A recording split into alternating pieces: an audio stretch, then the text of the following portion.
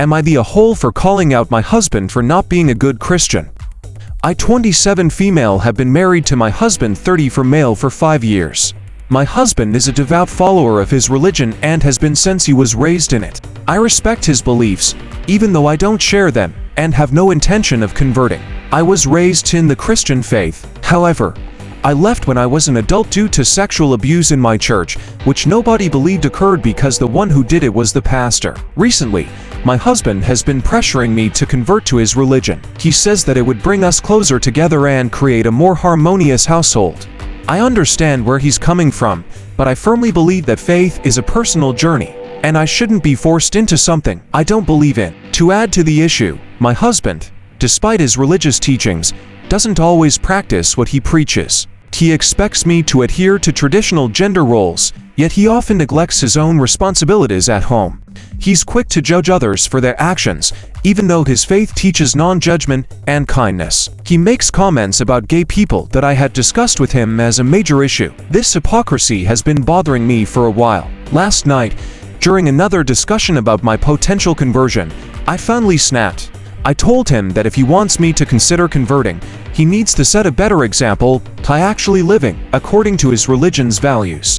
I pointed out that he should start by fulfilling his own responsibilities, that he should make more money and actually lead in the decision-making. I'm a nurse and he's currently unemployed after he was let go from his job in an office, that he should be less judgmental of others because according to his faith, only God can judge them.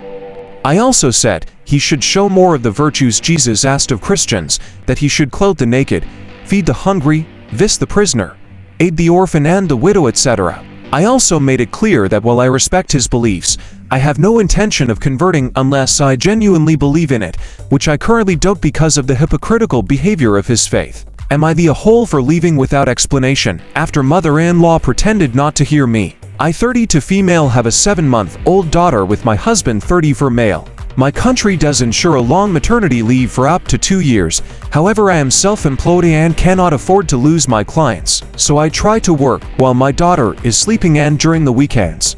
Lately she's been teething, so I'm operating on little to no sleep. I have an issue with my mother-in-law. She does what she wants despite people asking her not to and then says oops or denies doing it. Things like that. It was annoying before the baby, but after she was born it has become insufferable. Husband talked to her and set boundaries, so she stopped doing that when my husband is present, but she was still doing it when it's only me in the room. So we agreed she cannot visit when husband is not at home, and husband is not to leave me alone with her. Because of these boundaries, we did not see them for 1.5 months. They lived 2 hours away, and we did not find a mutually good time.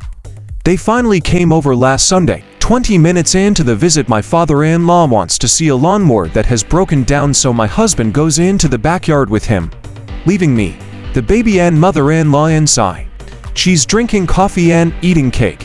She sits next to my daughter on her playmat and tries to feed her some of her cake. I immediately told her no, she can't have that. Mother-in-law pretends not to hear me and proceeds putting her spoon to my daughter's closed mouth. I repeat, stop doing that. She can't have cake yet, and definitely not from your spoon. Still she pretends not to hear me. I repeat it again. Still nothing, and now there's cake on my baby's face, and she's fussing. So I grab my daughter and go to my husband and father-in-law, subtly gesturing him to come back inside. After about 5 minutes, mother-in-law decided to go outside too and was approaching me and the baby. I gestured to my husband again, and he made an annoyed face. I had no energy to deal with any of this, so I stood up, went inside, grabbed baby bag and car keys and went to the car without saying a word. Mother-in-law asked me where I was going and I ignored her. I drove to my sister's, which is about 15-minute drive. There were some missed calls from my husband, so I texted him where we were and I will be back in the evening. It was time for my daughter's nap, and she fell asleep breastfeeding, so my sister told me to go sleep too. After she woke up and had her milk, my sister took her and told me to go back to sleep. I slept 3 hours in total and my phone was on silent, so my husband's calls were ignored and apparently his parents left disappointed and mother-in-law cried. My husband is furious I did this. We're still fighting about it.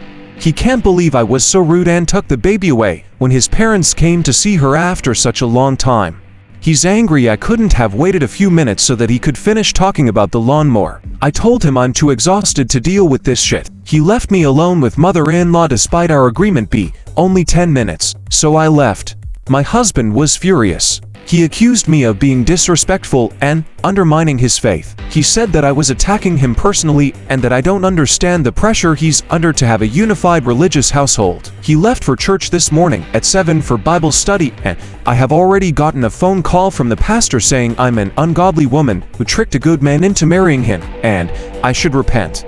I have also gotten a tirade of texts and emails from members of his church saying I was disrespectful and being a bad wife, and I'm starting to wonder if I was too harsh, that maybe I shouldn't have said anything at all. Am I the a-hole for refusing to go to therapy with my stepsister? My stepsister and I, both 15 female, used to be close. We became stepsisters at 6, and even though I never called her just my sister, I always thought of her as one of my best friends and a part of my family. The only source of conflict we ever had was my dad's family. They never took my stepsister on as their family, and when I'd go to visit them she'd get upset about it.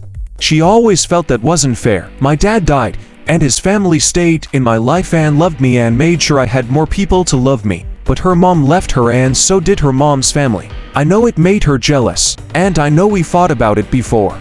She'd beg me to let her come along, but I always felt a little uncomfortable with that, so I never asked. 2 months ago, my stepsister wanted us to go to this convention an hour from where we live. She never said anything and bought the tickets online without asking her dad or me.